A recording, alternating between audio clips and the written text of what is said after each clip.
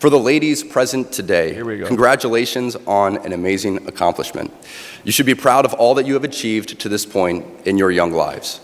I want to speak directly to you briefly because I think it is you, the women, who have had the most diabolical lies told to you. How many of you are sitting here now, about to cross this stage, and are thinking about all the promotions and titles you are going to get in your career? Some of you may go on to lead successful careers in the world, but I would venture to guess that the majority of you are most excited about your marriage and the children you will bring into this world. I can tell you that my beautiful wife, Isabel, would be the first to say that her life truly started when she began living her vocation as a wife and as a mother.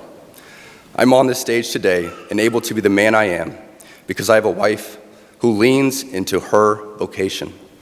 I'm beyond blessed with the many talents God has given me, but it cannot be overstated that all of my success is made possible because a girl I met in band class back in middle school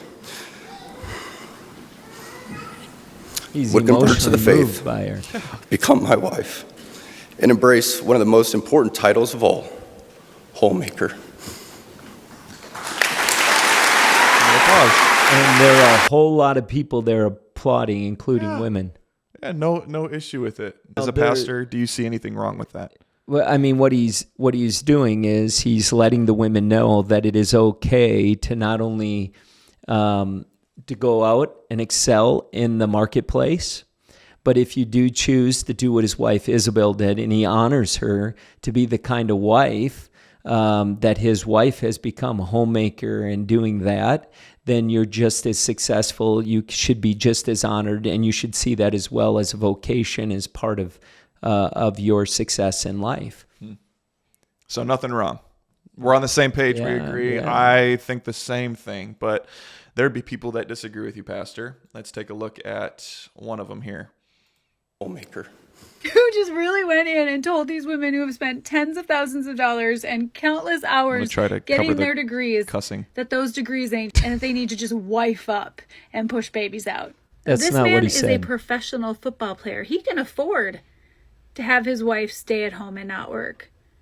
Going to a college class and telling them that really it was diabolical what was done to you. You've been bamboozled. What? You shouldn't have. He never said that. Like, does the college not understand that if you're telling people they shouldn't enroll and they should just wife up, that they're going to lose money? And the reason we are seeing birth rates decline is because most people can't afford to, let alone live on one income. Because most people aren't married to professional football players. Yeah, I mean, how did we get there? There was a day when the feminists said we want to work. And the more women worked, the more they could afford, more of the things they could purchase, the cost of living went up because the household income went up. You know what we should require people to take from middle school through high school is economics. I don't like stupid on logical things. I don't like stupid, but basic economics. It's like I just saw something about McDonald's having to charge more and people are on this TikTok think tank, which is TikTok stupid sometimes, a lot of times. They're like, we shouldn't be paying what we're paying for McDonald's.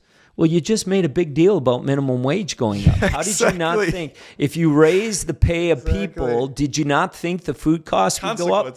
Minimum wage goes up, the cost of everything is going to go up along with it, and usually more. Yeah. Usually it goes higher than what it was. Yeah. It's basic economics here. Nothing spiritual about this, no matter you're Christian or not. And she's sitting here talking about when, and I have no problem with women going into the workplace and two people, if that's what they want to do and it's what they, agreed on and as a couple and what was best for their home. I have no problem with that at all. I think I have 3 daughters and support them 100% in what they want to do. Most of them, of their own desire, want to be at home. They want to raise a family. That's what they want to do. And people like this are vilifying my daughters for wanting to do something that they want to do, something I believe God created them to do. And you're telling them, oh, no, unless you're like me and go out and work. And the reason they have to work is because when you put two in a household, it caused everything to go up because they could buy more. The more you can buy creates supply and demand. Supply and demand raises the cost of things. So now we're living in a society that requires, in many cases, both people to work, even when the wife does not want to work, but she has to work. Yeah. But that's not the thing this isn't what he was even talking about. Well, that's a whole other thing. Yeah, and what she's bringing up is not even the problem that so many people are having. What they're having a problem with is that she attacked his word diabolical, and he was using it to lift up his wife. Yeah. He is praising this woman, and she's attacking how he was praising this woman.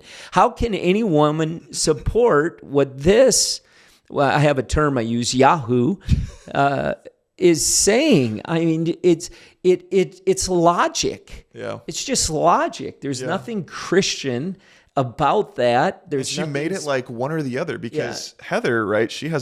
Was she working when she was raising? Heather works because she had to. Yeah. Because when I went into ministry, we couldn't afford for me to provide for our family completely because ministry doesn't pay very well, and you work incredible hours. But she was doing both, and God provide. Yeah, she raised the family, 3 incredible young ladies, 2 of which are in full-time ministry, and 1 that does it kind of part-time, and then works a job outside the church.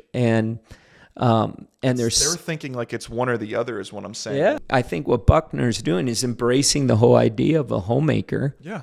And period. He's not telling them they should be. That's been devalued is the thing, because what do people, in response to what he said, which there was nothing wrong, he's literally elevating his wife and combating the lies against culture, which obviously has been bought by her because she's so offended about what he is praising, and he's bringing value to it. And they are so brainwashed to think that is condescending, patronizing, and there's no value in it, that your value as a woman needs to be by your degree or your accomplishments. And when you look at some of the responses, the absolute pure rage this makes me feel in the comments,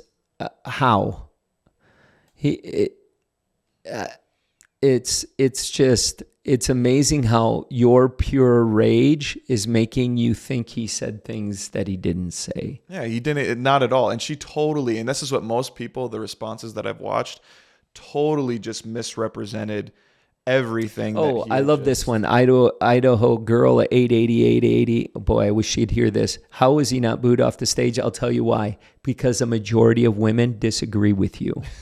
That's why.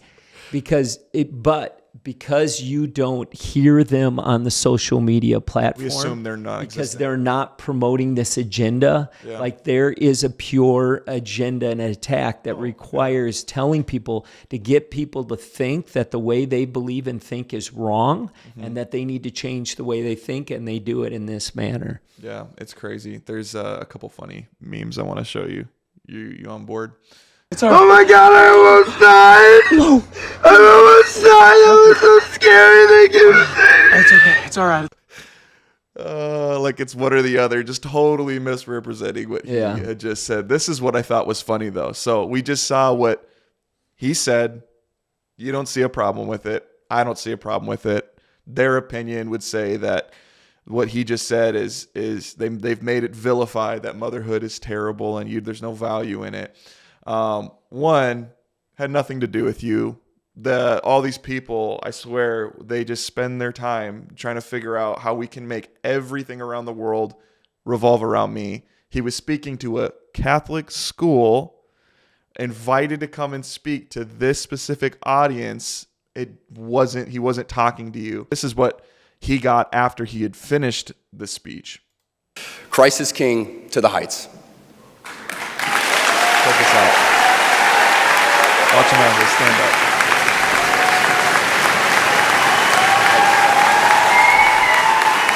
What do they call that in your day? The silent majority?